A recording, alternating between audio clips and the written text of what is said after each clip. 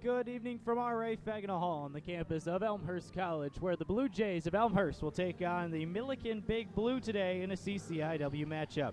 Luke Tanaka with you. Glad to have you alongside for this edition of CCIW basketball on Blue Jay TV. And today, Elmhurst coming in 10-3 overall, had a very good non-conference slate, struggled to open up the conference schedule, went 0-2 in their first two conference games, but have since bounced back and are now 2-0 in their last two conference games, hoping to make it 3 today as they face off against Millikin, currently sitting at 7-7, 1-4 overall in the conference as the Big Blue start CCIW play again after going on the road to face a top 10 opponent in WashU, losing to that opponent, looking for their first conference win and their first win in 2017 today, the Big Blue.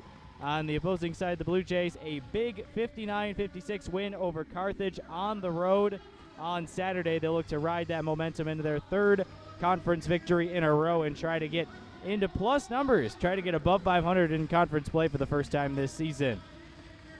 Starters being introduced on the floor. Here's the Big Blue starters today. Yanni Sadler, number 3, is a 5'5 sophomore guard. Number 10, Rachel Weber, 5'5 senior guard. Lauren Moses, 6'1 junior center from Newman, Illinois. Number 25, Devin Curry, is a 5'7 junior guard. And number 30, Emily Schultz, is a 5'7 junior forward. That rounds out the starters for the Big Blue. On the Blue Jays side, similar starting five to what we saw before we took our break for the holidays. Kalia Summerlin, number 11, a 5'8 senior guard. Kayla Jones, 5'9 junior forward, averaging 11.4 points per game. She is wears number 21. 22, Erica Johnson, started all 13 games for the Blue Jays this season. She starts at guard. And then number 32, Michaela Eppert, player to watch for the Blue Jays, averaging a double-double this season, 17.5 points, 10.3 rebounds per game.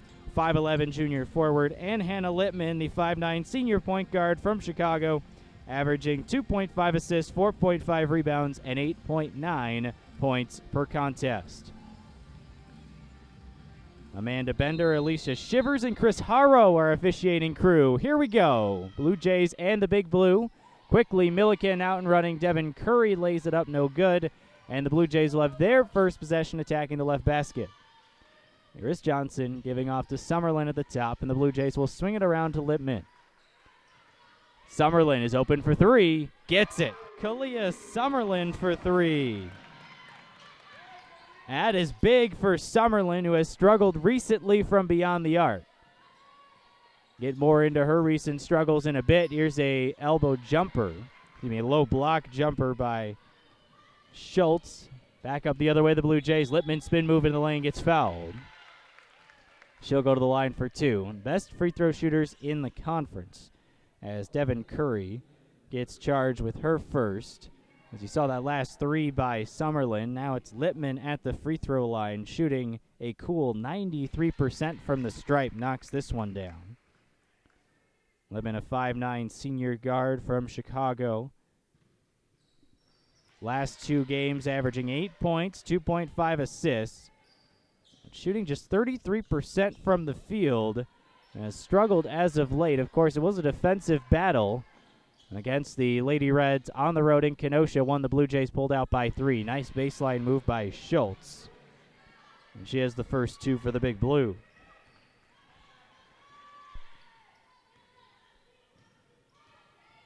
Curry charged with guarding Lippman. Crossover dribble into the lane. Kick out Jones. Drives in. Has her pass intended for Eppert, tipped out of bounds. Off of Eppert, it looks like. It'll be Big Blue basketball.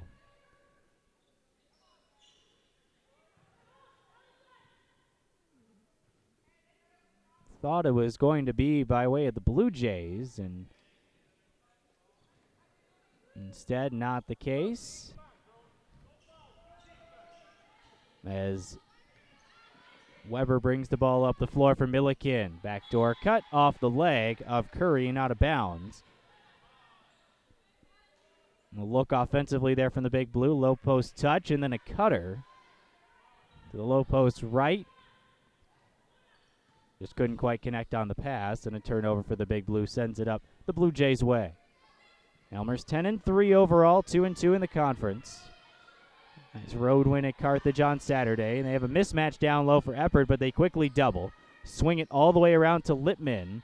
Kick to Summerlin. Open again. Got it. Kalia Summerlin for 3.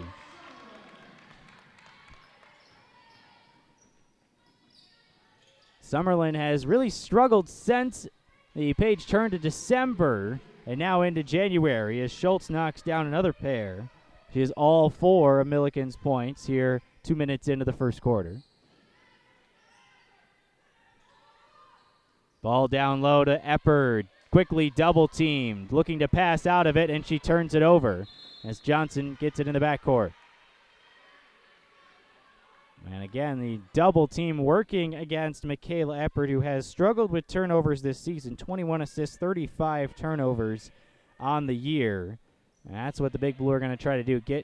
Limit her shot attempts and try to get her to force a pass of the basketball as Sadler had an easy move into the lane and knocked down 2. That's 2 baseline drives against the Blue Jays. That time it looked like the Blue Jays wanted to help, but they went off of Sadler and didn't stop the ball, and Sadler made it all the way to the rack. Ball tipped away by Devin Curry from Summerlin. Curry not really looking to run, doesn't have the numbers, so gives off to Schultz. Schultz pull up from the elbow, no good. Lippman tips the rebound out of bounds. It'll stay with Millikin.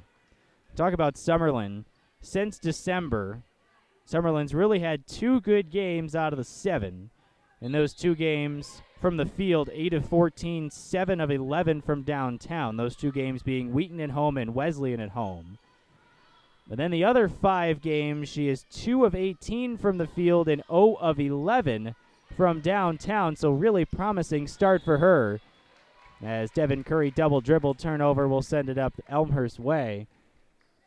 But very promising start for Summerlin, and the 3-point shooting has been a struggle for Elmhurst in conference play. Shooting just 21.7% from downtown in 4 conference games. As much as they want to feed Eppard as much as possible, as Jones tries to find Eppard down low, quickly doubled. Pass back out, lots of time for the Blue Jays to shoot. They find Summerlin again, and she just narrowly has it rim out, but Eppard grabs an offensive board.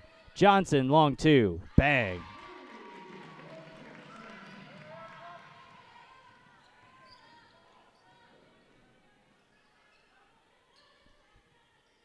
Now Erica Johnson getting in the scorebook. Good look down low by the Big Blue. Quickly doubled. Kick out. Now it's a 3 for Weber. And it looks like we're going to have a towel break here on the court. Weber knocks down a 3. And it's 10-9 in favor of the Blue Jays. And Lippman will bring the ball up the floor, but for Summerlin, very promising to see 2 threes early. The Blue Jays are going to have to improve their 3-point shooting. Very hard to rely on Michaela Eppard every night, although she has scored in double figures in every game this year, including 6 double-doubles in a row. She has yet to score today. Summerlin kicks out. Lippman 7 to shoot, lifts up a tough shot, and then Johnson fouls Weber on the rebound. Johnson's first, and the team's first. First subs of the game, Johnson out, Coomer in for Elmhurst. And that'll be it for this set of substitutions.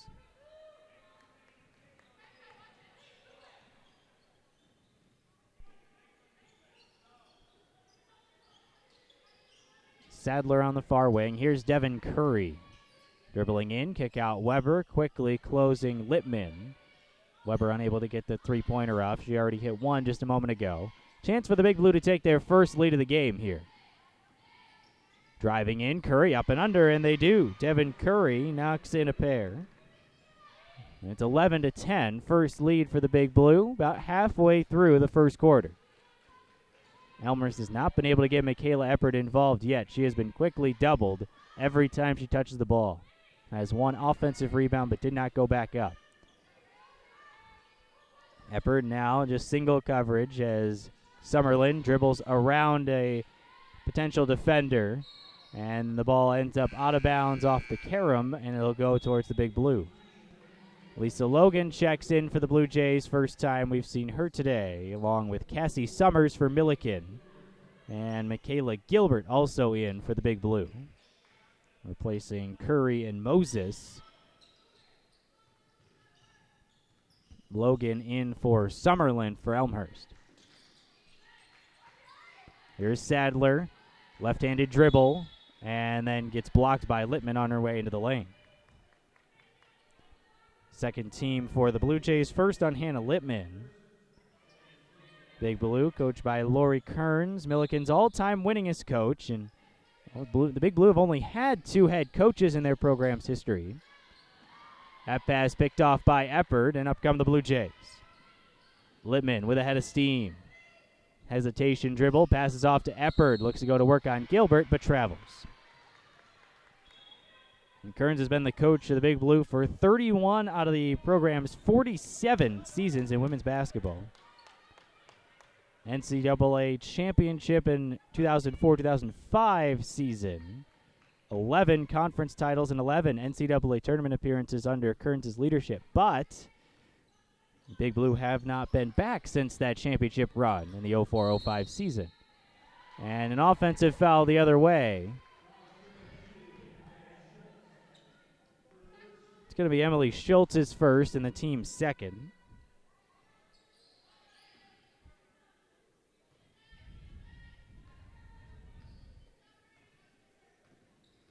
So Kearns 7-7, 1-4 so far this season. They have finished second a couple of times in conference play.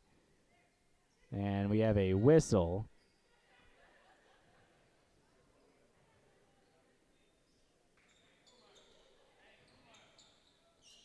As you saw Coomer come down, maybe she slipped a little bit. It has been a slick spot that has been wiped up multiple times so far here in the first quarter. Littman will check it out. Tethany Carrillo and Lori Kearns coming together here to talk. 2 head coaches. Carrillo, in her 10th season with the Blue Jays, has been on the coaching staff for all 5 of the Blue Jays conference tournament appearances. 05 as an assistant, and then 08, 10, and then 14 through 16, 3 consecutive conference tournaments. And right now the coach is talking with one of our officials, Chris Haro, and I wonder if there is some sort of leak. It is raining here in Elmhurst outside. You didn't think it would rain inside. Meeting is broken up, and nobody's moving, so it looks like we're going to continue to play here.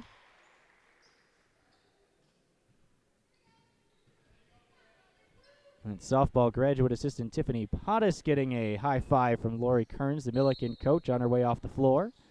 Summerlin back in for the Blue Jays, and we're back underway here in Elmhurst. One pass down low to Eppard, and she gets mobbed, and her pass is picked off.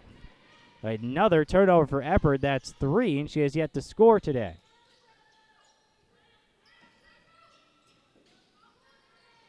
Schultz on the far wing, dribbling in against the bigger Coomer. Weber runs out of room. 10 on the shot clock for Sadler. Kick out Schultz. Head fake move, and she traveled. 1 too many steps for Schultz, who turns it over. Schultz averaging 14 points per game for the Millikin Big Blue this year. An 86% free throw shooter.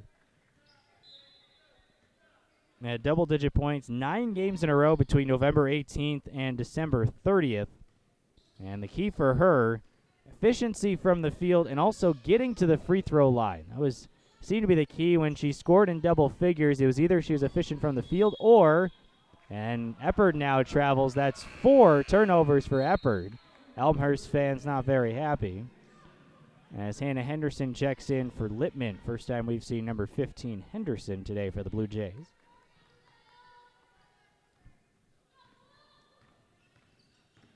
In those 9 games in a row where she scored in double figures, she shot 56% from the field and 86% from the free throw line. By contrast, she only had double figures in 1 of her last 4, and she shot just 34% from the field in those 4 games. And we're going to have a hold down low. I think it's going to be against Eppert.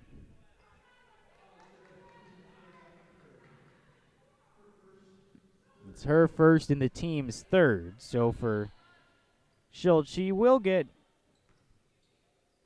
her share of shots, no doubt. It's all a matter of efficiency from her end. She also has 23 steals, one of the tops on the Big Blue. Here is Schultz. Dribbled it off her leg, had to pick it up. Weber, pass down low. Good look for Gilbert, but a huge backside block by Coomer. Michaela Coomer, 5'10", senior forward from Canton with the big weak side help. She saw that play coming as Gilbert had some position there on Eppert. A good entry pass. That one swatted away by Coomer.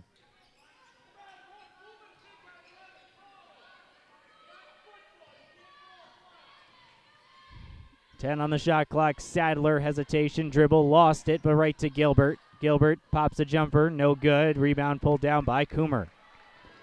And then Coomer lost the dribble and the handle, and Summers picks it out. Another turnover for Elmhurst, who have gone cold here in the last 5 minutes or so. Summers for three, no good, and then the rebound ripped down by Henderson. Blue Jays have had troubles shooting from the field here in the last 5 minutes, but Coomer knocks it down. Michaela Coomer from downtown. Elmhurst pretty efficient from beyond the arc here in this first quarter. Still leading by just two. Jumper for Schultz, good on the baseline.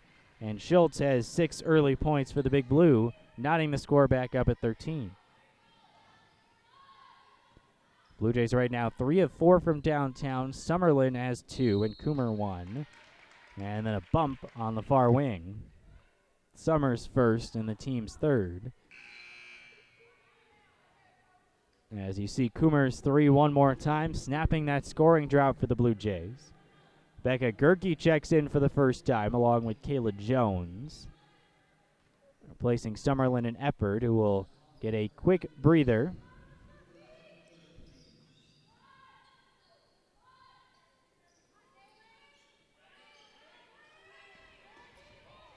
Here's Kayla Jones trying to go into attack mode with Eppert on the bench. Gerke, a baseline jumper, no good. Coomer, offensive rebound, but she missed the easy lay-in, and Sadler pulls down the rebound. Good look for Coomer there, just I think may have been assuming contact. There's a 3 on the other end by Devin Curry, and the Big Blue forced themselves back out in front again. Curry with 5 early points for Millikin.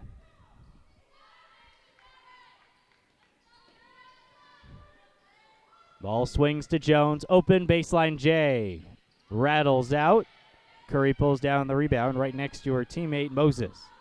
Curry all the way down the floor. Dishes off for Schultz, who shuffled her feet on her way in. She knows it. One extra step from Schultz there. She tried to make her way into the lane. Chance for the Blue Jays to go 2 for 1 here. They can get a shot off maybe in the first 15 seconds or so of the shot clock. They'd have an easy chance of going 2 for 1. Trailing by 3 late in the first quarter. Jones had her pass knocked away by Sadler. 45 seconds to go. And Henderson will inbound for the Blue Jays. Still 18 on the shot clock for Elmhurst.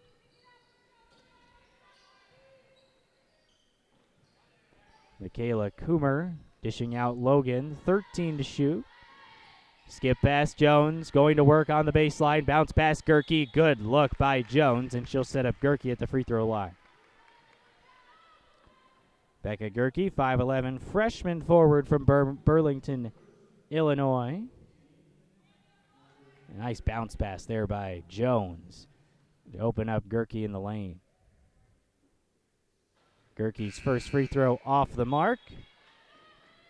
Now 2 of 7 from the free throw line on the season. Season and career high 8 points against Westminster for the freshman. Early in the season, Gerke knocks down the second one for her first point of the day. Millikin could potentially call one shot here. About a 2 or 3 second difference between game and shot clock. Into the lane goes Haley Toohill. Now it comes up the other way. 16 on the game clock as Henderson goes all the way in transition and gets fouled off the pass by Coomer.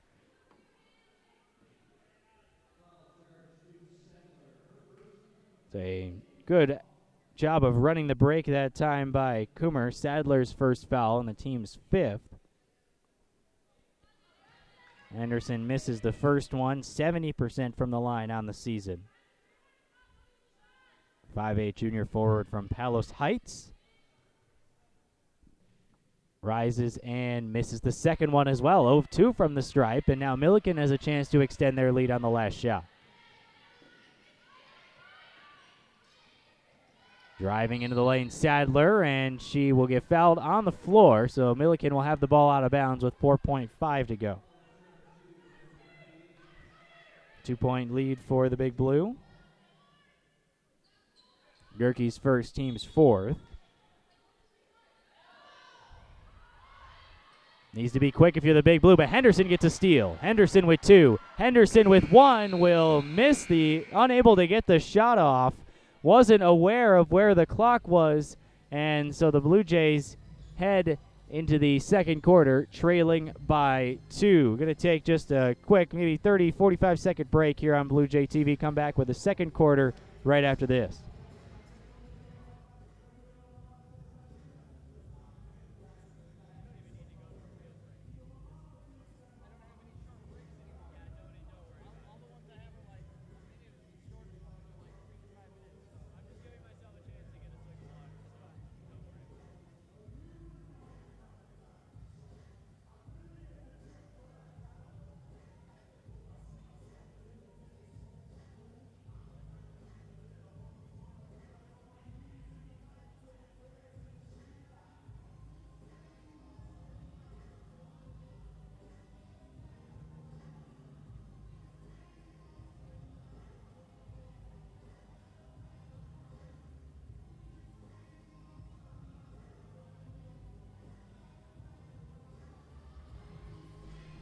Back in Elmhurst, Luke Tanaka with you. The Big Blue of Millikin on top of Elmhurst, 16-14 as we head into quarter number 2.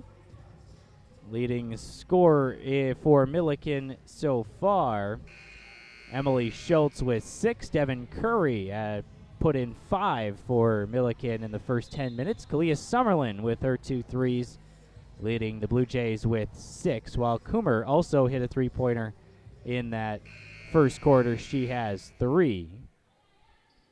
Blue Jays shooting 40%, Millikin 50% from the field. Both teams have turned it over 7 times. Elmhurst getting the line as Millikin has not shot a free throw so far, but Elmhurst not efficient, just 3 of 6 from the free throw line so far. Both teams solid from beyond the arc. Elmhurst 3 of 4, while Millikin is 2 of 3. Summerlin looks for Epper down low, still does not have a point yet. Leading scorer and rebounder for the Blue Jays. Littman all the way in, then Eppert goes up and gets fouled as she got the offensive rebound.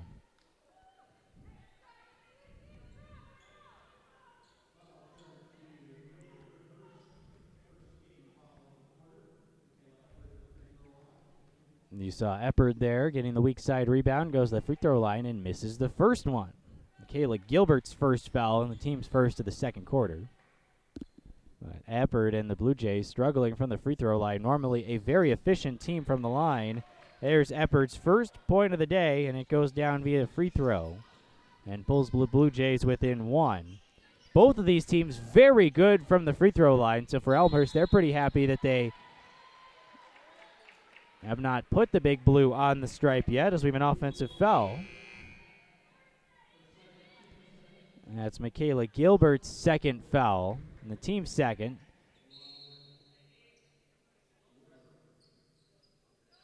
Weber checks in for the Big Blue, along with Lauren Moses, who had just a brief stay on the bench as Gilbert picks up 2 fouls.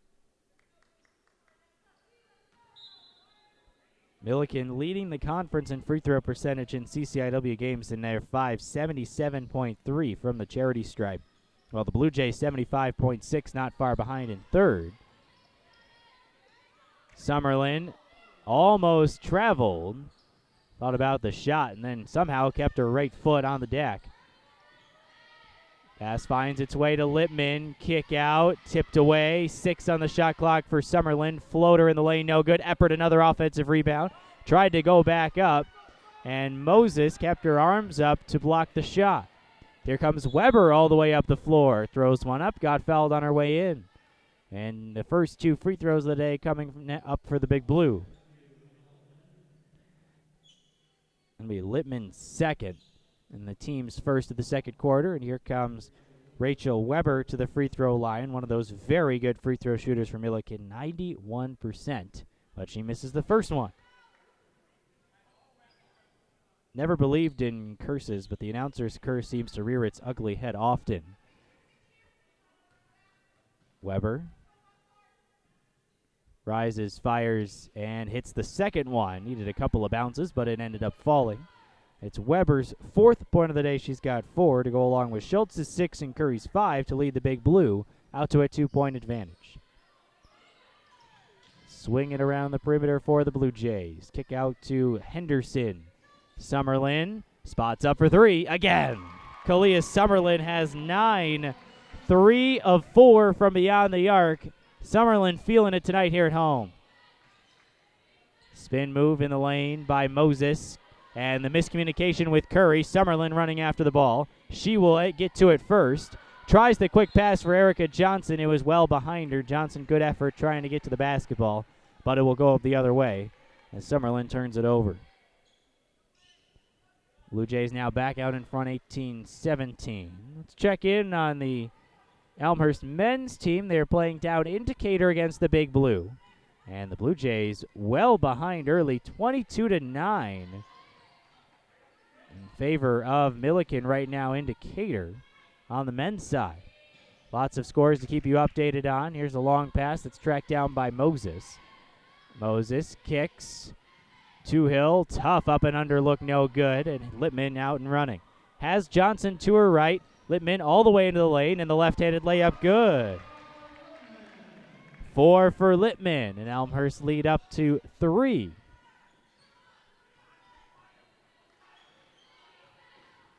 Moses got tied up by Hannah Lippman. The arrow is in favor of the Big Blue, but a nice hustle play by Hannah Lippman, not fouling, just tying it up.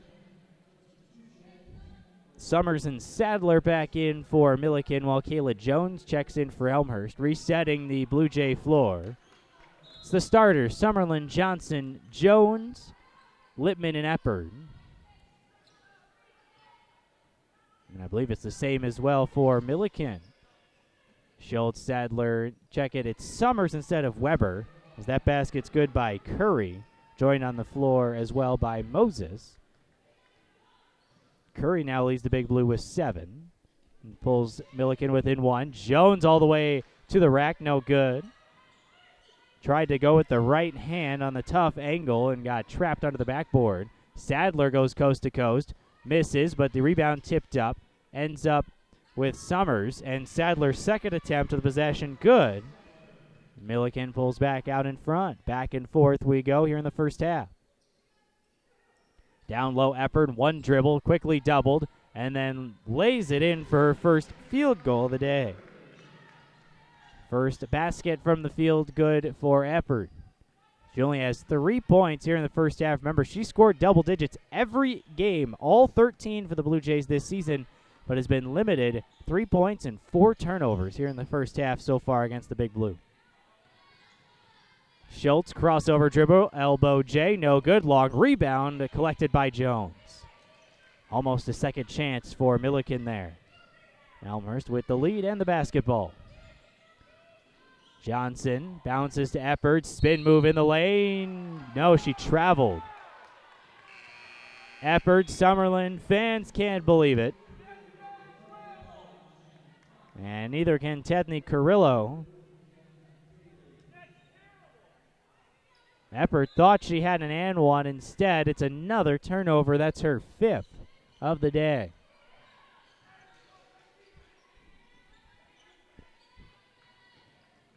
Spin move by Summers. Pulls up from the elbow. No good. Tipped up into the air. Lippman pulls it down. Bodies crashing over each other on the right baseline. And now a kick out to Jasmine Bailey, who knocks down a three. Jasmine Bailey has had her struggles this year from beyond the arc, trying to step into a essentially Kalia Summerlin role from last year, as Summerlin steps into a Claire Monroe type role. And now Bailey's open again in the corner, but Lippman just takes it all the way to the hoop. Gets blocked out of bounds. Lippman trying to go coast to coast here, and then Bailey, who knocks down a triple, shooting just 28% from three-point range this season. And perhaps that's the one that sparks her going the rest of the season. She had her first double-digit game of the year against Beloit on New Year's Eve. 4 of 9 from the field, 3 of 8 from three-point range, and 2 of 2 from the free throw line. Coomer has it tied up. It'll stay with Elmhurst. Bailey, one of the three-point shooters, Chetney Carrillo, tapped into the lineup this year knowing that she could be effective from deep. Hasn't quite shown it yet. The junior from Ottawa knocks one down here to give Elmhurst a 4-point lead, one of their largest of the contest. Jones fakes the three, dribbles in, loses it briefly, and finds Logan. Down low, Eppard against 2 defenders, gets it to go. 5 second-quarter points for Michaela Eppard. And now it is a game-high 6-point lead for the Blue Jays. Schultz looking to go to work on Coomer. Long defender, giving Schultz a bit of trouble here in the second quarter. And then Curry travels with the ball.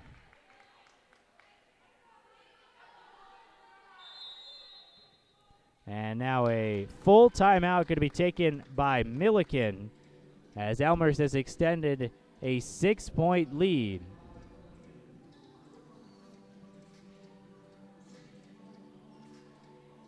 And this right now for the Blue Jays, after trailing 21-20, this is now a 7-0 run for Elmhurst in the last about 2 minutes, 2+ minutes or so, which has given Elmhurst a 6-point lead. We're going to check in around the CCIW now in Naperville on the women's side. It's Augustana 35, North Central 23. Leading scorer in that game, McCameron for Augustana has 8, while Ryan for North Central in their system has 9. Wheaton currently leading 1-11. Carroll handily 32-20 in the first half. Final women's score so far: Illinois Wesleyan dominating North Park at home down in Bloomington. Just about to hit halftime. It is 50-20 in favor of the Titans. That's an update on the CCIW women's scoreboard. Carthage has their bye on a Wednesday today, with the 9 teams now in the conference. Carroll joining. Bailey looking for options. Logan has the pass tipped away, but there will be a foul.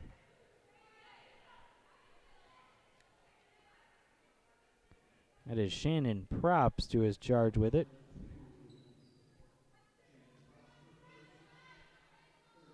It's her first and the third team foul of the second quarter for Millikin. Halfway through the quarter, Bailey dribbling in, looking for some help. Now spots up for 3 straight on. Good! Jasmine Bailey from downtown. That's 2 second quarter threes for Bailey, and Elmhurst very good from beyond the arc so far today, now extending a 9-point lead with a 10-0 run.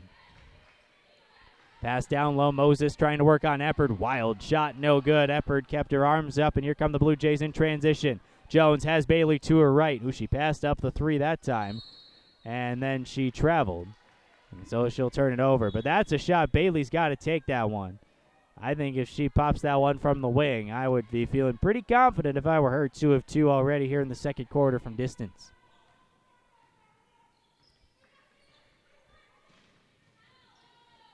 Blue Jays have hit 6 threes for 18 of their 30 points so far here in the first half. Curry dribbling through traffic. Guarded by Jones. Here's the kick down low to a potential cutting Weber. Instead goes out of bounds off of Weber. as Moses checks back in for Probst. Elmhurst looking to extend their run, which has put them up by 9.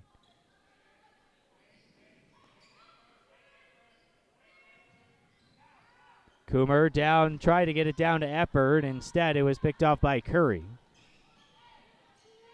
Devin Curry thought about spotting up for 3, now does. Off the back iron, and the rebound by Logan. Here come the Blue Jays in transition. Kick ahead to Jayla Jones, ahead of everybody. Jones gets hacked by Weber. And that'll be her first and the team's 4th of the quarter, and to the line will go Kayla Jones. But off the miss, the Blue Jays in transition quickly. Logan with a nice pass to Jones in stride. Jones had Bailey to her left, but opted to go up by herself. And why not? Even if you get fouled, Kayla Jones, a 90% free throw shooter. First one good.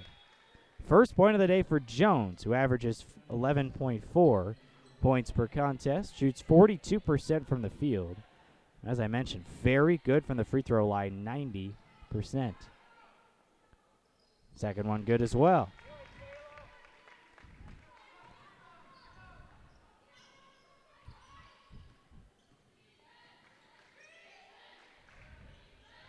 Blue Jays 8-1 in conference play non-conference play this year. 2-2 in conference action. That one tipped out of bounds will be off of the Blue Jays and stay with the Big Blue. 3 minutes and 3 seconds to go here in the second quarter. And now a game-high 11-point lead for Elmhurst.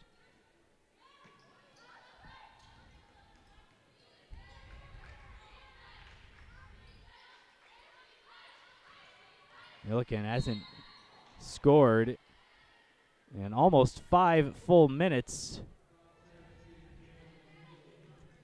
Bailey's first foul, she bumped a cutter on her way in.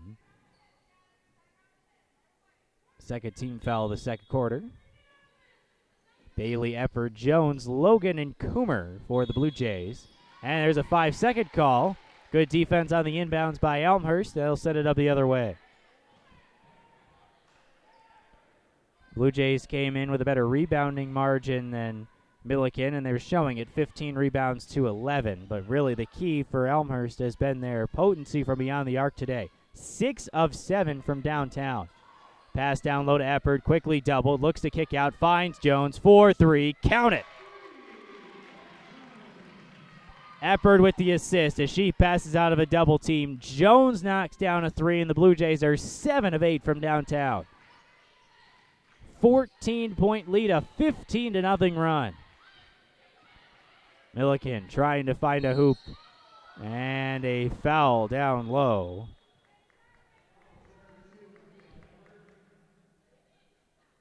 That is Eppard's second. That's a key second foul on Eppard. She's going to head to the bench. Becca Gerke checks back in, as you saw that last play as well. Nice play by Eppard to kick out to Jones, who knocks down the 3. But now Eppard most likely going to sit with her 2 fouls for the rest of the period, as Schultz, a little long on the 2. Bailey, weak side rebound. Looks ahead for Logan. Logan back off to Bailey. Open for 3. Rattles out. Both of the 3-point misses by the Blue Jays have been narrow misses. And Weber comes back up the floor. Here is Devin Curry. Curry tries to kick, guarded by Bailey tightly. Now Sadler against Jones. Sadler crossover dribble in the lane, and the floater is good. The first bucket for the Big Blue since the 7:43 mark. Almost 6 minutes without a bucket.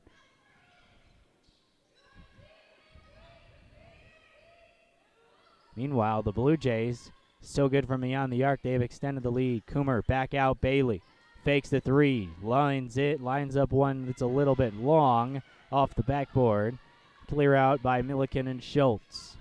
Just over a minute to go. Schultz carried, trying to hesitate on her dribble there.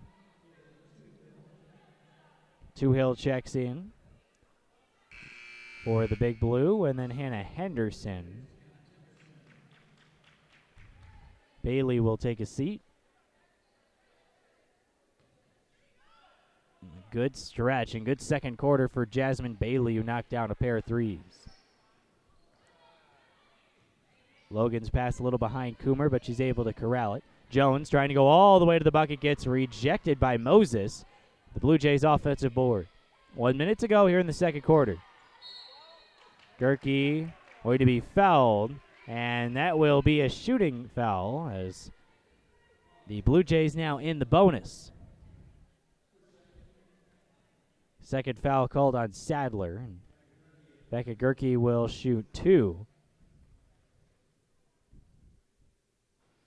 First one good from Gerke, who went 1 of 2 from the line her first trip.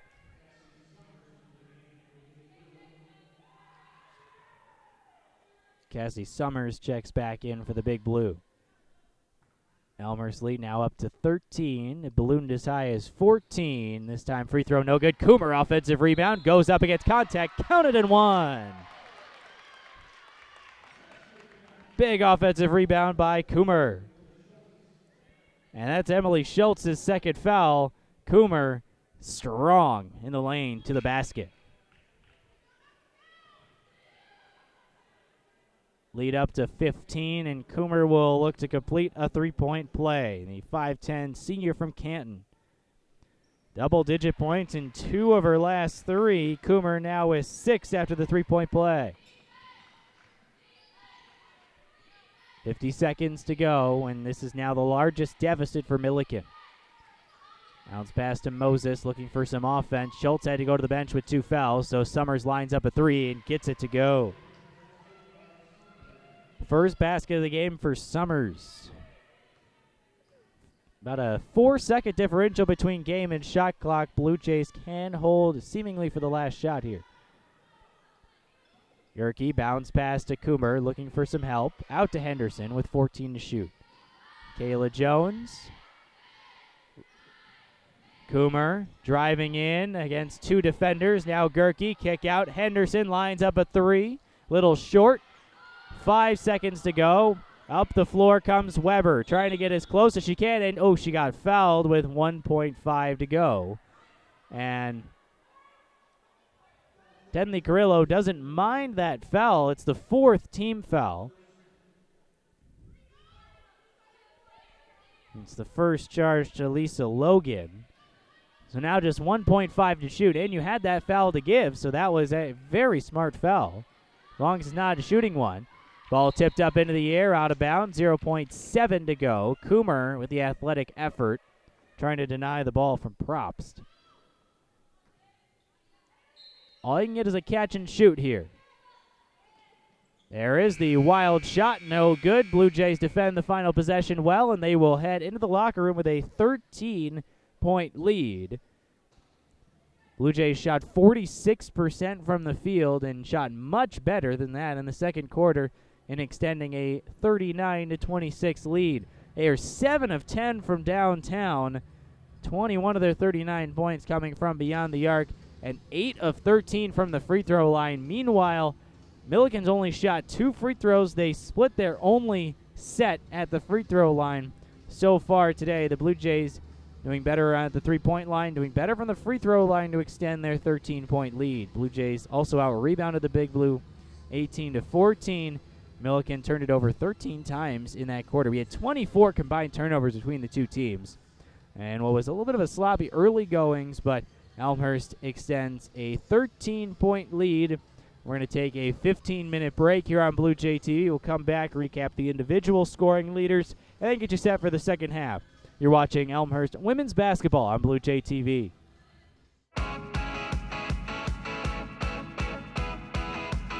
Elmhurst College is much more than buildings, courses, and credits. It's a supportive community of individuals who are committed to helping you reach your full potential. But don't take my word for it. I visited a lot of schools, but when I came here, it was just like, I'm home. As soon as I walked on campus, I felt like I could dive right in and get involved. Getting involved is easy, especially in class. The average class here has just 17 students. Every faculty and staff here just wants me to succeed. I can go up to them, and it's not just office hours.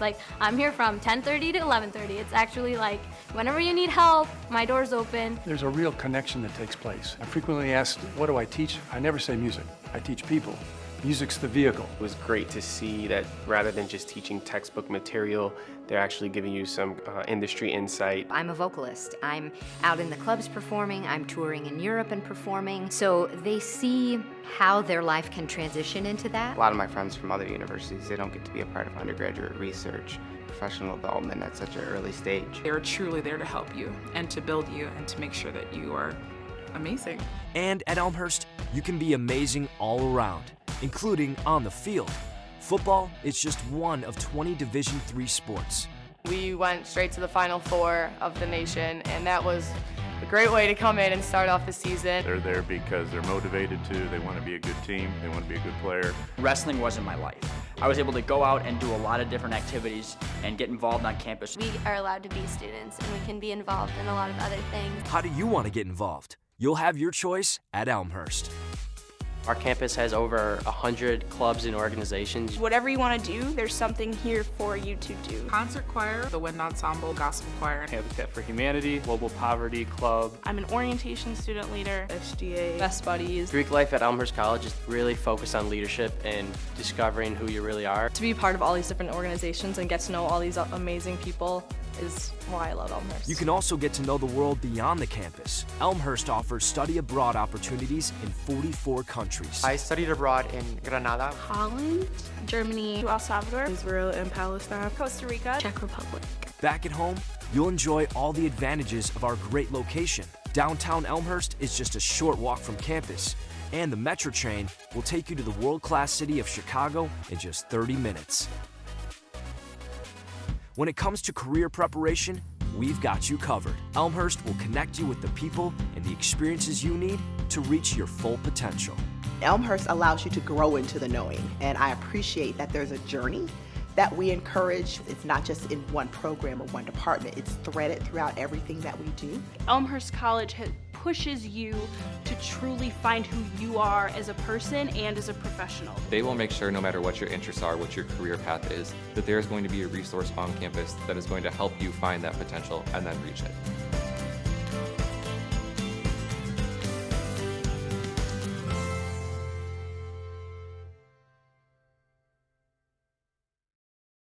Coming here as a Division III player, you're coming here to get your degree. We have some players that go on to be professional athletes. They've gone overseas, but that's not the norm. Our players are coming, they're finishing their playing careers here. And so whenever they're done, they're being prepared in something else other than just basketball. So for us, that's the student-athlete model. You come in, you're working hard. Our players put in as much time as a Division I player does, but it's because they want to be there. I know that from motivating our players, if they're coming to practice, I know that they're working hard because it's out of them, not just because we've got a dollar sign, they have to do it, this is how they have to stay in school. They don't have to be there. They're there because they're motivated to, they want to be a good team, they want to be a good player, and there's something that's special about that experience to me, coaching that player.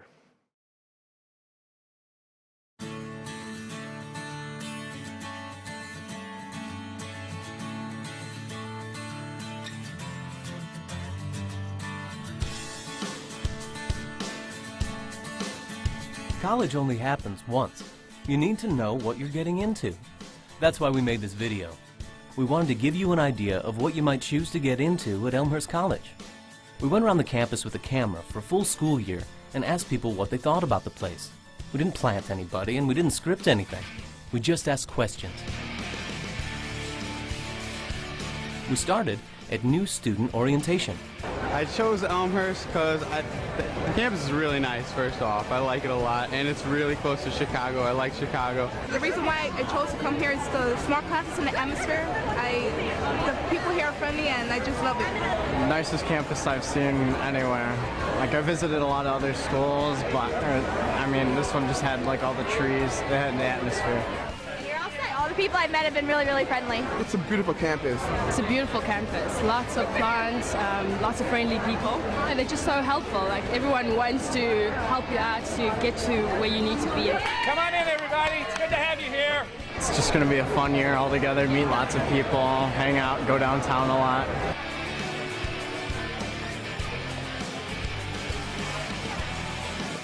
Now it's time to kick off the school year. That means going to class. You've been doing that for years already, but classes at Elmhurst are a little different. If you've never experienced something, you can definitely get into it and experience it here at Elmhurst. It's an open environment. Anywhere you go, you're going to get that opportunity just to better yourself. When you're in the large universities, you don't get that opportunity because you're just another student and they're just talking in front of you. The class size is smaller, so you're not in a class of about like 600 people. I know all of my professors by name, and what's better is they know me by name. You can go to them and feel comfortable dropping them an email, stopping by their office during office hours and asking for help.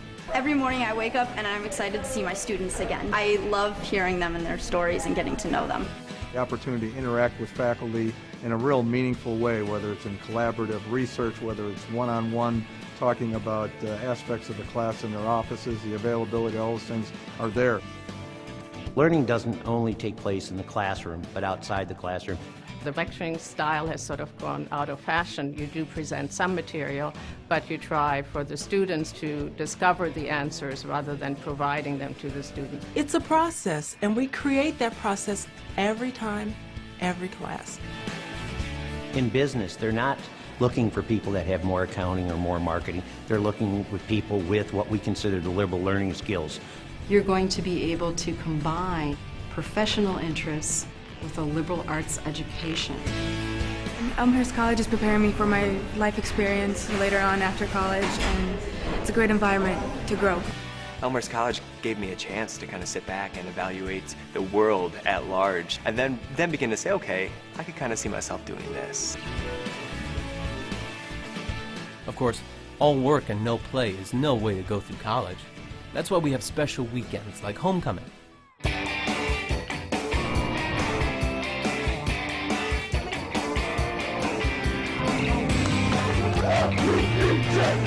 Football is one of 18 varsity sports at Elmhurst. It's not the Big Ten. In a lot of ways, it's better.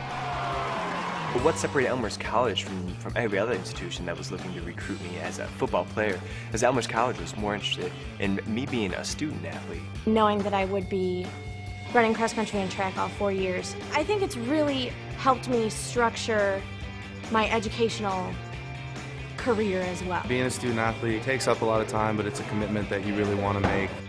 What commitment do you want to make? You'll have your choice at Elmhurst. There's over 100 different clubs and organizations on campus. Elmhurst has something for everyone, there really is. I mean, whatever your interest is, it's here. I've been involved in the music department, in the band, and now the orchestra. Intramural sports, or art, or music, or drama. They have the Greek system here, and I really wanted to get involved. Joining a fraternity, playing on the men's soccer team for 4 years. You have so many opportunities to get your hands on things. You know, I was involved in union board and volleyball. There's just a huge array that you can choose from. You can definitely make a difference, definitely. You can also make a difference far beyond the campus. Our study abroad program gives you a chance to experience the world. Elmhurst students study in 44 countries. The first January I was here, I studied in France, and the second January I studied in India.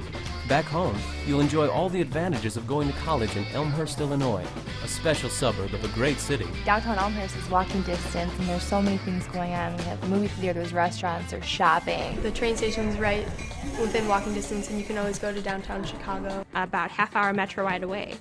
And so a lot of my friends will go downtown every few weekends and see what's down there. There's a lot of class trips that go downtown. I like to go into the city and enjoy spending time there. It's something totally new and different for me. One reason you're going to college is to prepare for a life of professional achievement. We'll help you to get the hands-on experience you need to really know your stuff. If you're looking for a job or you're looking for an internship, they have so many connections to help you. They want to help you junior and senior year to be able to get those internships and get those job opportunities. It gives you an automatic network of people. I work for WGN. I am a sports news intern. I'm currently interning at Victory Records, which is downtown Chicago. I'm a sales planning intern with the Kellogg Company. I'm interning at Paramount Public Relations. I'm currently interning with the Chicago Bears. There's a lot of teamwork involved in my internship, so you really learn how to work with other people. It's very hands-on. Just being able to work with their players, like the guys you see on TV on Sunday, and just kind of finding out that they're just regular guys like everyone else. It's really been cool. You're in a small school and then you have this opportunity in the big city, and I've met artists, been to concerts, and it's awesome. Our job is to help students learn how to navigate and manage their own career when they graduate.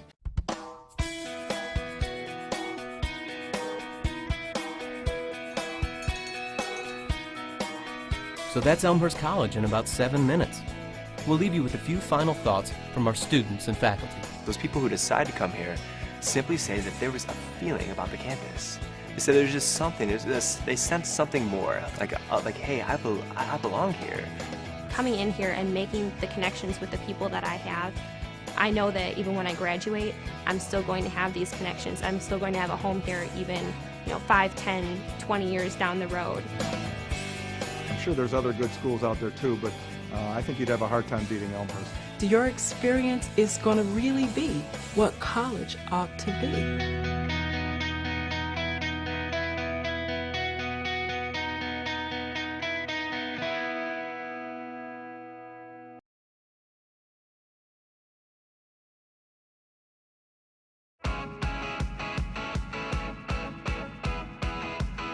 Elmhurst College is much more than buildings, courses, and credits. It's a supportive community of individuals who are committed to helping you reach your full potential. But don't take my word for it. I visited a lot of schools, but when I came here, it was just like, I'm home. As soon as I walked on campus, I felt like I could dive right in and get involved. Getting involved is easy, especially in class. The average class here has just 17 students. Every faculty and staff here just wants me to succeed. I can go up to them, and it's not just office hours.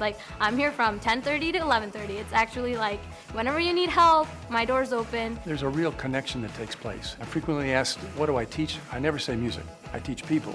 Music's the vehicle. It was great to see that rather than just teaching textbook material, they're actually giving you some industry insight. I'm a vocalist. I'm out in the clubs performing. I'm touring in Europe and performing. So they see how their life can transition into that. A lot of my friends from other universities, they don't get to be a part of undergraduate research, professional development at such an early stage. They're truly there to help you and to build you and to make sure that you are amazing. And at Elmhurst, you can be amazing all around, including on the field. Football is just one of 20 Division III sports. We went straight to the Final Four of the nation, and that was a great way to come in and start off the season. They're there because they're motivated to, they want to be a good team, they want to be a good player. Wrestling wasn't my life.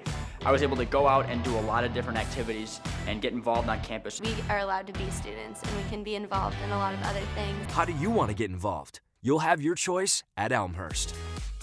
Our campus has over 100 clubs and organizations. Whatever you want to do, there's something here for you to do. Concert choir, the wind ensemble, gospel choir. Habitat for Humanity, Global Poverty Club. I'm an orientation student leader, SGA, Best Buddies. Greek life at Elmhurst College is really focused on leadership and discovering who you really are. To be part of all these different organizations and get to know all these amazing people is why I love Elmhurst. You can also get to know the world beyond the campus. Elmhurst offers study abroad opportunities in 44 countries. I studied abroad in Granada, Holland, Germany, El Salvador, Israel and Palestine, Costa Rica, Czech Republic. Back at home, you'll enjoy all the advantages of our great location. Downtown Elmhurst is just a short walk from campus, and the Metro train will take you to the world-class city of Chicago in just 30 minutes. When it comes to career preparation, we've got you covered. Back for the second half as the Blue Jays of Elmhurst on top of the Millikin Big Blue, 39-26. Luke Tanaka with you. Glad to have you alongside for this edition of Elmhurst Women's Basketball on Blue Jay TV. A CCIW matchup pitting the Blue Jays in the Big Blue. Elmhurst 2-2 in the conference. Millikin 1-4. So far this year in conference play. First shot of the second half goes to Gilbert. She misses a little short, and Michaela Eppert clears out with her 6th rebound of the game. Starters on the floor for Elmhurst. Here's Erica Johnson passing off to Hannah Lippman. Lippman skip pass, Kalia Summerlin. 4-3. 4th 3 for Summerlin. The Blue Jays up in front by 16. Also on the floor for Elmhurst, I didn't mention that last possession. Michaela Eppert, Kayla Jones, long 3, Curry answers. First Big Blue player in double figures. Devin Curry has 10 after that triple. For the Big Blue, Gilbert to start the half instead of Moses. Schultz, Sadler, Weber, and Curry on the floor for Millikin. Kick out. Summerlin again open. And again hits. 15 for Summerlin as she knocks down yet another three. Blue Jays potent from beyond the arc today. Now 9 of 13 from distance. Actually 9 of 12 from distance. 75%. Schultz, pull-up jumper, no good. Gilbert, offensive board over Eppard, and then gets the follow to go. What a day it's been for the Blue Jays from beyond the arc. 9 of 12. Summerlin is now 5 of 6 from distance. And a little bump by Gilbert. That's her third. Littman tried to get position on the drive. See, one dribble by Eppard. That's the second time that Eppard has assisted on a made three by the Blue Jays, and the defense continuing to collapse for Millikin on Eppard, and that leaves a shooter open. That time it's Summerlin, and she knocks down yet another one. Bounce pass Eppard, kick Jones. Another three ball. Good! 8 for Jones, and that's 3 consecutive triples on the first 3 possessions of the second half. Blue Jays putting on a shooting clinic today, knocking down those open looks. Weber kicks down low for Gilbert, now doubled. Littman came down in the arm over the hands of Gilbert. Be a foul on Littman, it's her third. First team foul of the second quarter. As you see, another kick and another three ball. This time Jones. Michaela Gilbert will shoot 2. 5'11 freshman in Corydon, Kentucky. Henderson County High School knocks down the first one. Just 58% from the free throw line so far this year. Able to knock down the first one. Here comes the second. It is good as well. Gilbert now 4 points, but she'll have to head to the bench with 3 fouls. And Moses checks back into the Big Blue lineup. Michaela Eppard may not have gotten going so far. Remember, she scored double figures in every game this year. She only has 5 so far today. But she has been assisting on some of the Blue Jays three-pointers. And now it looks like the third on Eppard. An offensive foul.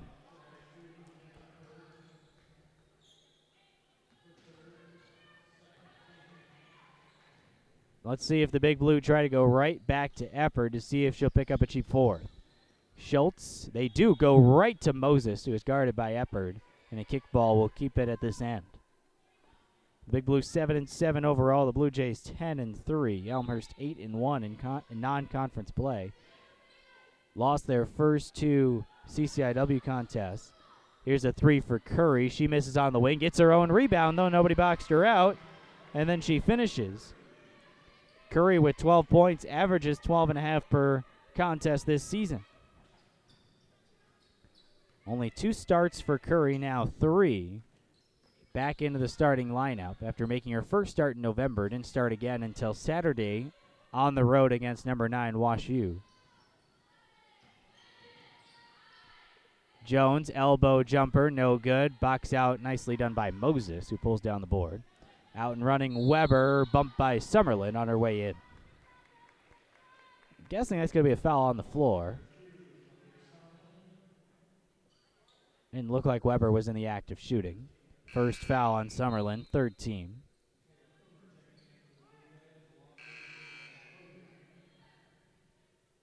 Coomer and Logan in for the Blue Jays.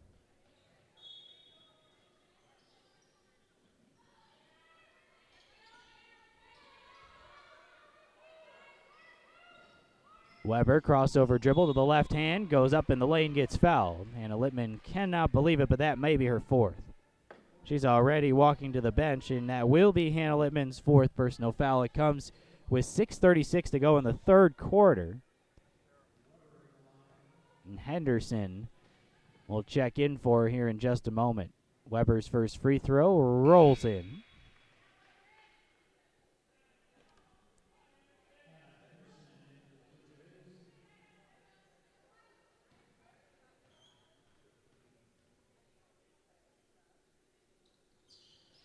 Weber's second, smooth as well. She has 6 in the game today. Lead now down to 11 for Elmhurst after that hot shooting start to the second half. Eppard wants it down low. She is playing with 3 fouls right now, early in the second half. They find Coomer down low. Jones is the cutter. Spin move, left-handed lay-in, good. Jones is the second Blue Jay in double figures as she notches her 9th and 10th. Moses against Eppard. Nicely done by Lauren Moses. Knowing that Eppard does not want a foul there, Moses, who averages 7 points per game, knocks in her first 2.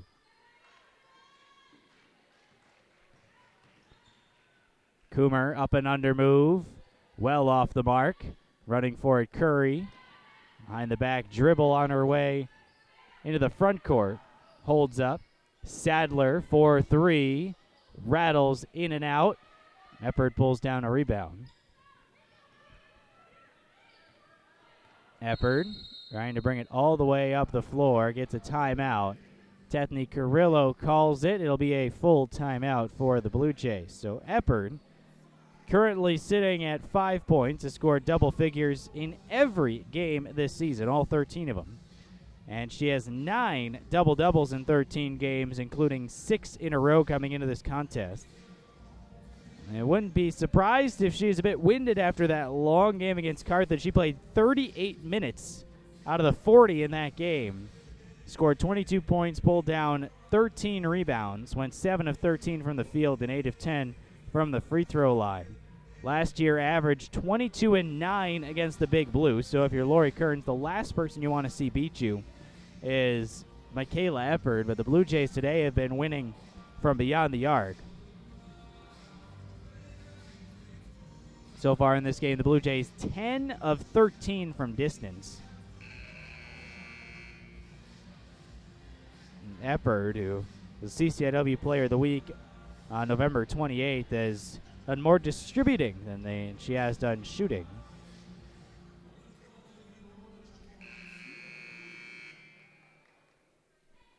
Gilbert checks back in with her 3 fouls, and Eppard still on the floor with her 3 as well. They'll be guarding each other, so a matchup to watch. Neither player wants to pick up a 4th. Here's Logan trying to dribble into the lane. Gets cut off nicely by Weber, and she'll circle back to the top. Henderson not expecting the pass, corrals it anyway. Eppard at the free throw line. Kicks out to Jones, 8 to shoot. Kayla Jones with 5. Dribbling around contact with 2. Lifts up a shot that falls. Ayla Jones showing her scoring prowess after struggling in the first quarter. 12 points for her. Lead up to 13. Schultz in the lane. Tough lean away jumper, no good. Coomer had it poked away, but Schultz fouled her as Coomer goes tumbling over.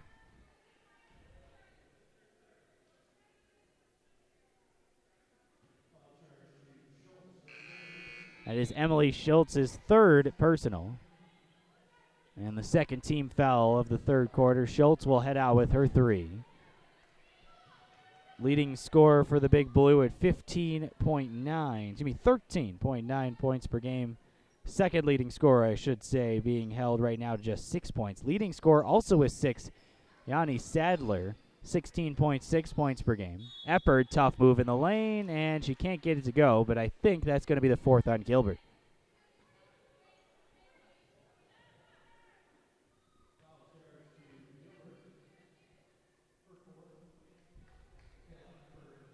Third team foul for Millikin, and the 4th personal foul charged to Michaela Gilbert. So now Gilbert for the Big Blue and Littman for the Blue Jays both have 4. Eppard now with her 6 points after that first free throw. Summers and Moses check back in. They must like the matchup, Lori Kearns, of Gilbert against Eppard. We've seen a lot of minutes from Gilbert today. Eppard knocks down the second one as well. Gilbert in the rotation, but not necessarily a huge player. Blue Jays calling for a travel, and there it is given. It'll go up the other way. Although Gilbert has played 20-plus minutes in 2 of her last 3 games. She has earned more playing time as the season has gone on. Pass tipped away, Moses, and then out of bounds. Off of her, Coomer. The hustle trying to get her hand in there. Just to save the ball from going out of bounds off of her. Instead, Moses tips it out. For 12 to go here in the third. Coomer pulls up for a J. Good. Coomer knocks it down. 8 points for Michaela Coomer, who has come on strong in her last couple of games. Double-digit figures in 2 of the last 3 games. Moses in the lane trying to draw Eppert's fourth foul, but Blue Jay forward with good defense, and she runs the break. Kicks up to Henderson. Here's Eppert driving into the lane. Right-handed layup, no good. Back up the floor. Behind the back dribble by Weber. Weber wanted Sadler. Instead, they kick it the other way. Now Moses against Eppard. Trying to go up amongst contact. Nice move by Moses. Was all 4 of her points in the second half. Still a 15-point Elmhurst lead, 56-41.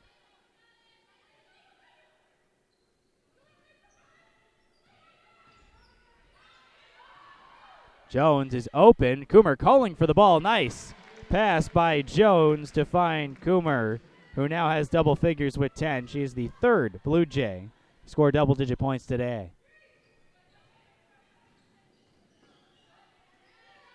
Weber looking for some help. That one knocked out of bounds. Logan charging for the ball against Sadler. And now Eppard will get a breather along with Jones.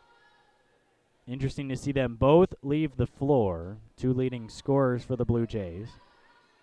Eppard 17.5 and Jones 11.4. The only Blue Jays who average double figures. Tough rebound pulled down by Lisa Logan over Sadler. They try to get it out and running, does Elmhurst. Coomer to the basket, bounce pass Gerke. Baseline from the low block, good.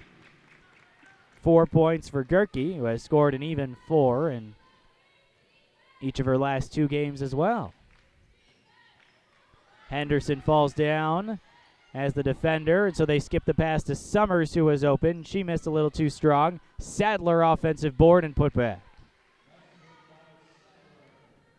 The Blue Jays in the first half led 16-2 in points off of turnover. Second chance points they also led. There's some second chance points for Millikin.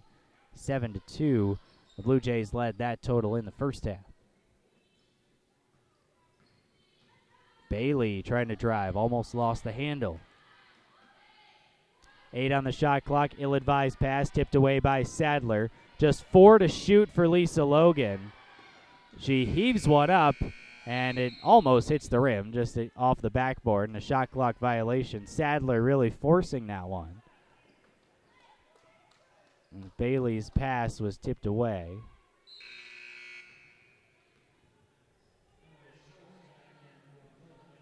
Emily Schultz back in with her 3 fouls, replacing Lauren Moses. So the Big Blue kind of answering the smaller lineup for the Blue Jays with a smaller one of their own. No Eppert on the floor means no true forward on the floor for Millikin. Schultz, crossover dribble, gets bumped by Coomer on her way into the lane.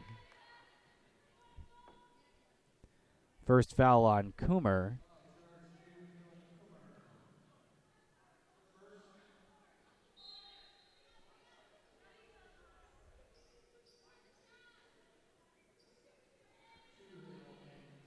Curry and Toohill check back in. I believe that is the 5th team foul, so it should be 2 shots for Schultz, and it looks like it will be.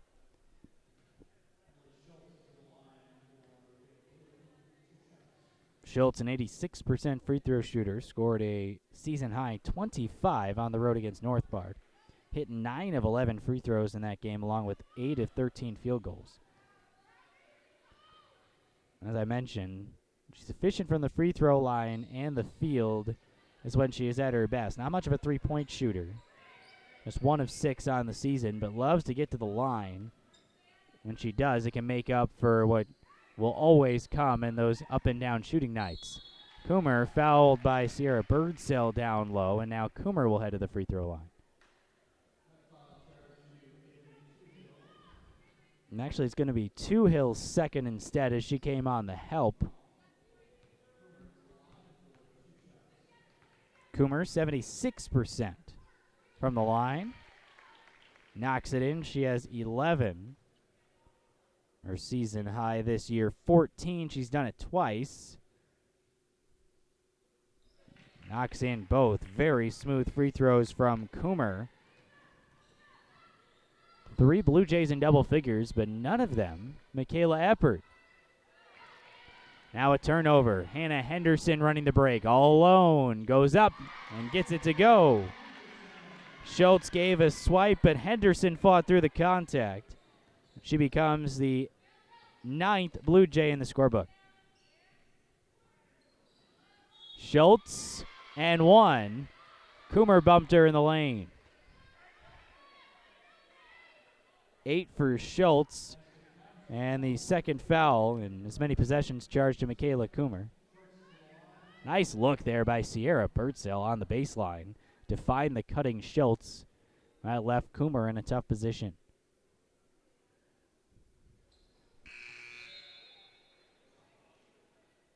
Cuts the lead down to 17, but still the Blue Jays out in front by a bunch. Schultz will come out, trying to avoid her picking up her 4th foul here on defense. The Blue Jays, if they go quickly, can go 2 for 1, but with the lead, perhaps content with using much of the shot clock. Henderson kicks out Logan, now Bailey. Again, who's going to score in this lineup? Coomer dishes down to Gerke. Coomer again, back to Gerke. Baseline J, got it. 6 for Gerke. 9 Blue Jays in the scorebook. 8 of them with at least 4. 7 of them with at least 6. 4 to go. Moses has to get hurrying, and she does. Misses a little short. Gerke pulls down the rebound, and that'll do it for the third quarter. Blue Jays up by 19, 66-47, and they have been dominant ever since the turn to the second quarter and that big run they went on. We're going to take a quick break, come back, we'll check around the conference, both the men and women's side. You're watching Elmhurst women's basketball on Blue Jay TV.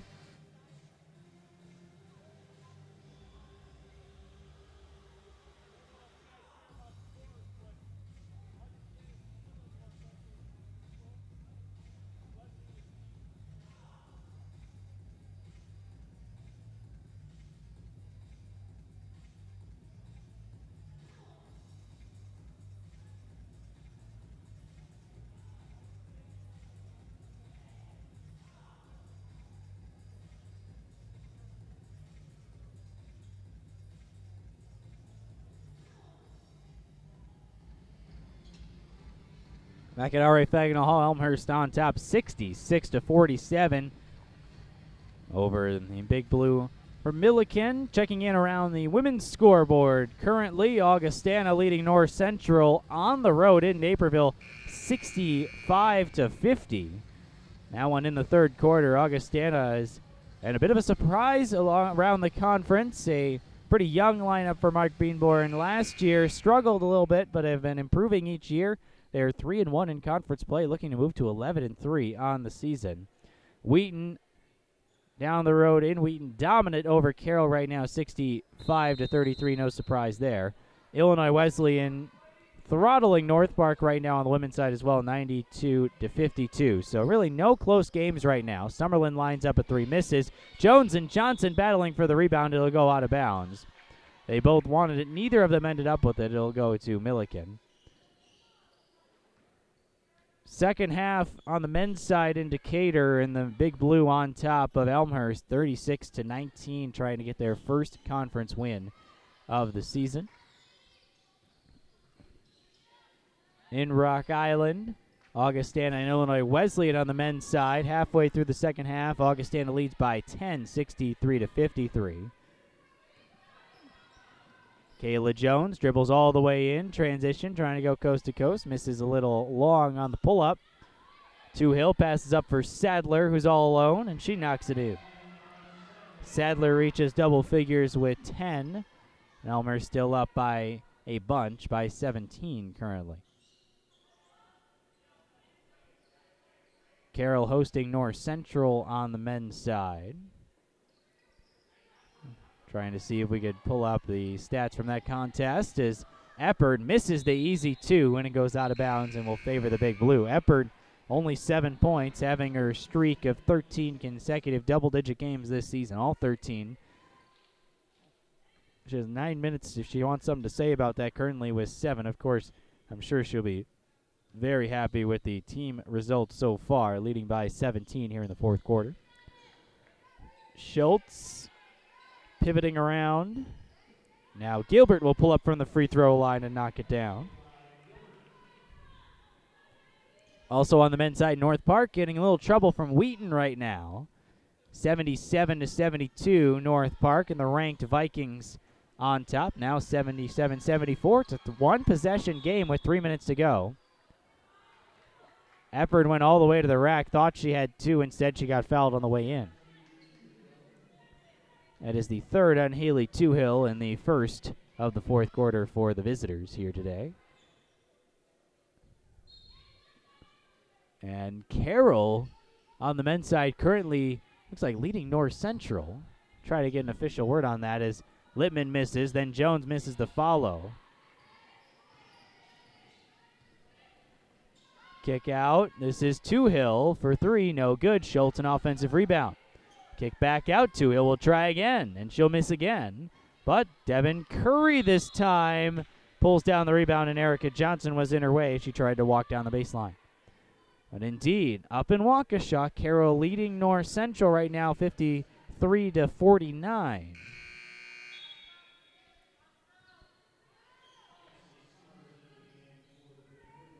And keep an eye on that one on the men's side. But right now, all the women's games, 10 points or more. A margin. All 4 games currently in action. Turnaround by Gilbert, no good. Schultz on the back of Johnson got the rebound, and they're going to whistle a foul as Johnson and Schultz got tangled up.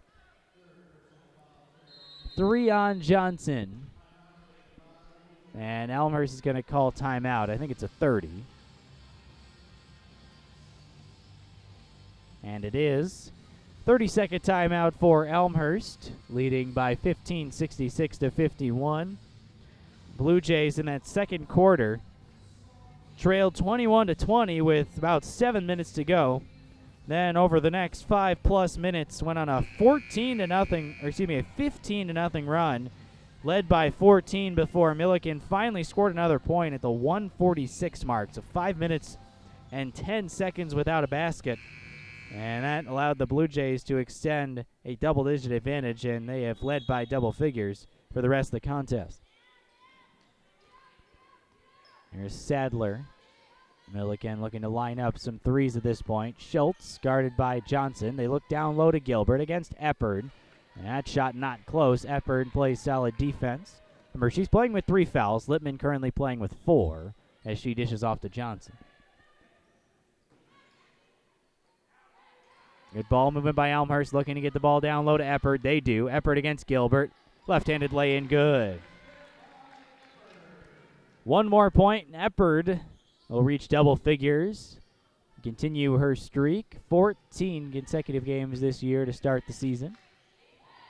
Nice crossover dribble by Schultz. Beautiful move into the lane by Emily Schultz.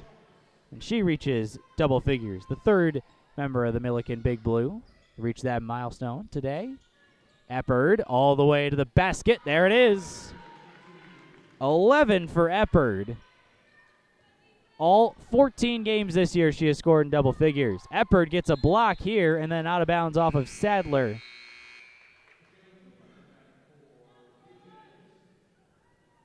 Coomer checks back in, replacing Johnson, who picked up 2 fouls here in the fourth quarter.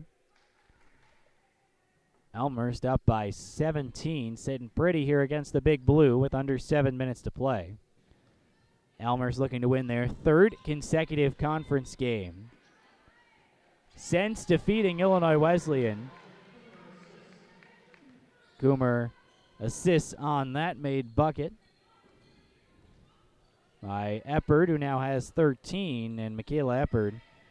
They doubled her all game. It really worked if you're the Big Blue. It worked pretty well in the first half. She had 5 turnovers, 5 points at Eppard, but now unable to get the double team to crash down, and Eppard is had a field day down low, averaging 22-9 last season against the Big Blue. I guess at this point 13 is a win against Eppard, but they go down low to her again, and that's a mismatch against Schultz. Eppard's going to win that every time, and she now has 15. Quickly now totaling the team high, tied with Kalia Summerlin.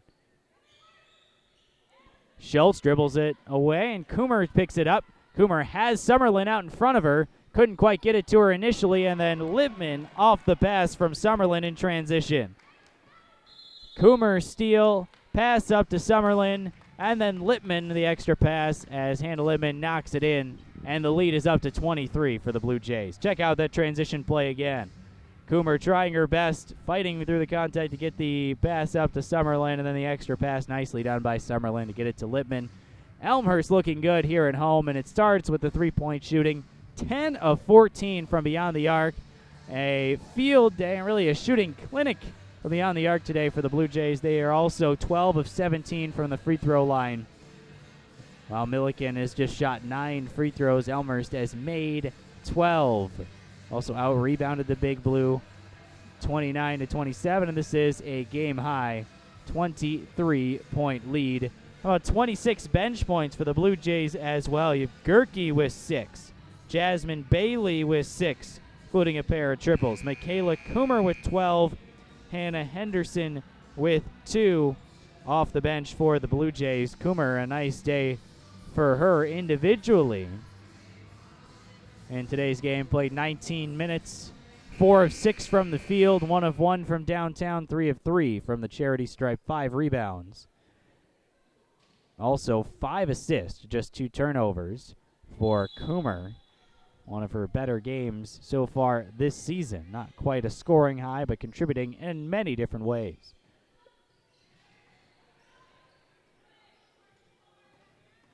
This is Weber dribbling in. Got cut off by Eppard on the switch. Now a jumper by Props. No good. Rebound pulled down by Littman. Michaela Coomer in transition gets hacked from behind by Summers and falls to the deck hard. Summers, a nice act of sportsmanship, making sure that Coomer's okay. She is, and she will head to the free throw line. You see Littman. Coomer, off the miss, immediately started running into the front court, and Summers wanted to make sure that Coomer wasn't going to get a three-point play. She'll head to the free throw line with 2 shots, 76% on the season. Now 4 of 4 in today's game. That's 13. Season high is 14 so far this year for Coomer.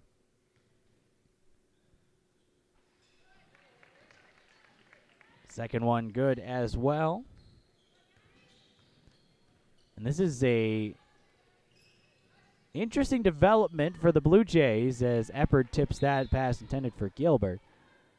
The Blue Jays have really struggled from beyond the arc this season in conference play. As I mentioned at the top, just 21.7% from three-point range in their 4 conference games so far this season. Props with a layup no good. Coomer skies for the board. That could make this Blue Jay team very dangerous if they don't need to rely on Michaela Eppard to score a ton of points to win this game. Now, she does at 15, so if you look at the box score, make it 17.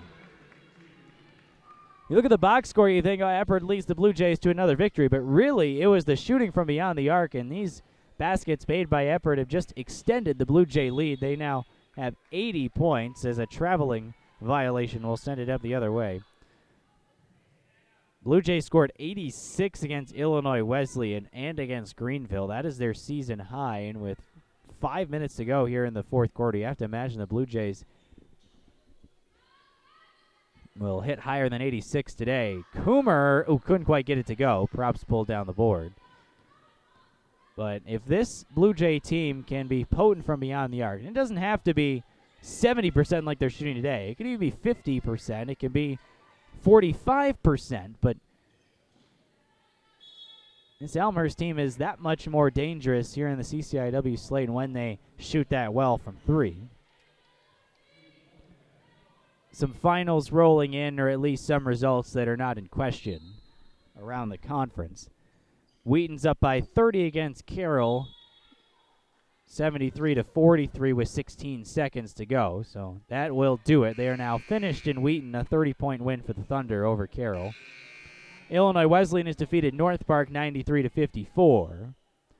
That one over as well. And Augustana currently leading North Central by 17 with 7 minutes to go in the fourth. So we'll track that one, but as of now, looks like Wheaton will move to 4-1. Illinois Wesleyan will move to 4-1. And they will both be atop the conference. If Augustana can finish off that win, there will be a three-way tie atop the conference at 4-1. There's a turnover. Back up this way comes Millikin. 4 minutes to go. 3 for Weber off the mark. Long rebound tracked down by Moses. So that would mean that Elmhurst would be tied with Carthage at 3-2 for fourth place in the conference. Shot by Moses, blocked by Coomer. That's another block by Coomer, who had a beautiful block earlier, coming in from the weak side to swat a shot away from a big blue player.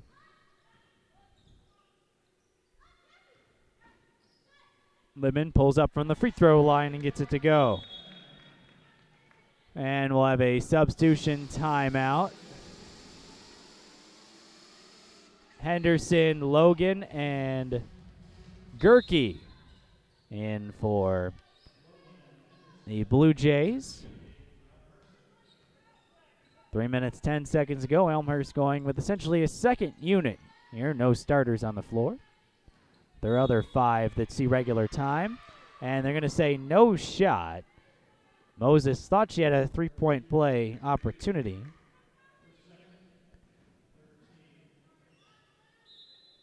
Instead, the foul charge to Becca Gerke, her second. The team's third. Here in the fourth quarter, 3 minutes to go. Blue Jays leading comfortably.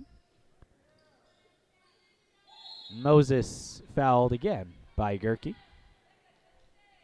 That'll be 3 on her and 4 on the team. Looking at the CCIW standings, if the results hold as they are right now, that's jury's still out on the Augustana North Central game. We know North Central can knock down threes and get turnovers like nobody's business. So it is possible for North Central, of course, to come back from their 14-point deficit with 5.5 to play. But say they don't. That means Augustana would be 4-1. Wheaton would be 4-1. Illinois Wesleyan would be 4-1. North Central would drop to 6th place at 3-3. While Elmhurst would jump up into a tie for 4th, and now the three-point play chance is good for Moses. She has 6.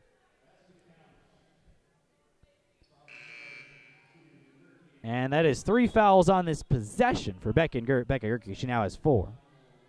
Elmhurst at 3-2 would move up into the 4th spot, a tie with Carthage, who they just beat on Saturday. Carroll would move to 1-4, North Park 1-5, Millikin 1-5. So really, kind of a 3-horse race for that 4th spot in the CCIW standings. Of course, top 4 make the conference tournament. Blue Jays have made the conference tournament now 3 consecutive seasons. And now an offensive foul is going to be called.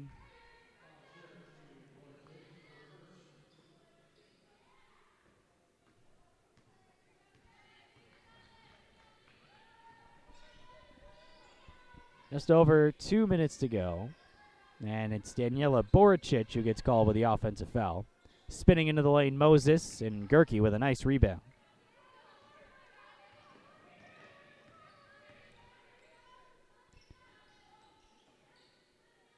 Here's Boricic at the top, just checking in.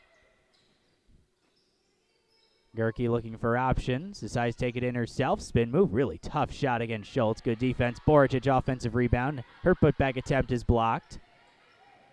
Shot clock did reset on Gerke's attempt, so the Blue Jays with plenty of time. 4 more points would match the season high total for the Blue Jays as a team. Boricic down low. 1 dribble. Passes out with 10 to shoot. Bailey has to track it down in the corner. Bailey with 7 Boricic has her shot altered and blocked by Moses. And Sadler forces it out while falling down to Devin Curry.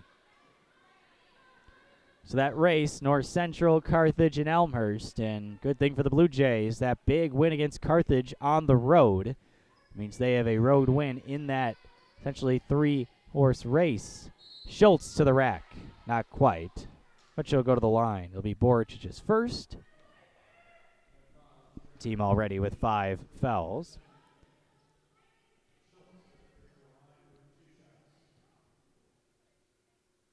North Central inching closer, now just a 9-point game, so there is still a chance that North Central, with a win, would be 4-2 and be sole possession of 4th in the conference. Of course, it's still relatively early in conference play.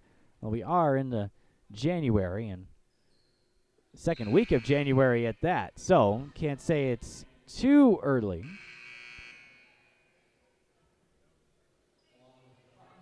Brobson Birdsale check back in for Millikin here in the final minute of action. The Blue Jays leading comfortably here at home. On the men's side, Augustana and Illinois Wesleyan. It's still a 10-point game. Augustana on top of the Titans. Here's Bailey, who lines up a 3, and she banks it in. That's the third 3 for Jasmine Bailey, who had a season and career-high 13 on the road against Beloit on New Year's Eve. If she can get going, that makes this Blue Jay team that much more dangerous. The ability to shoot the 3 has been key for Elmhurst in years past when they have been successful. Of course, they have had great inside post players, circa Fiona McMahon and Michaela Eppard. But the team is that much more effective when they can shoot 3s. Just think about Claire Monroe who knocked down a 3 last year as a senior, and throughout her whole career with the Blue Jays, she was a sharp shooter. Becca Gerke all the way to the basket. 8 points, ties her career high when she set against Westminster. Final seconds of this one, Sadler launches up a shot that's blocked by Henderson, and that'll do it. Elmhurst, a 30-point victory over the Big Blue from Millikin, and really a statement sent by the Blue Jays here today. After a solid first quarter for the Big Blue, game was pretty close, but Elmhurst able to pull away in the second quarter with a 15-0 run, and Elmhurst winning against a team near the bottom of the conference moves themselves to 3-2 overall, and moves them currently into a tie for 4th, a 3-way tie. And the jury is still out on North Central and Augustana.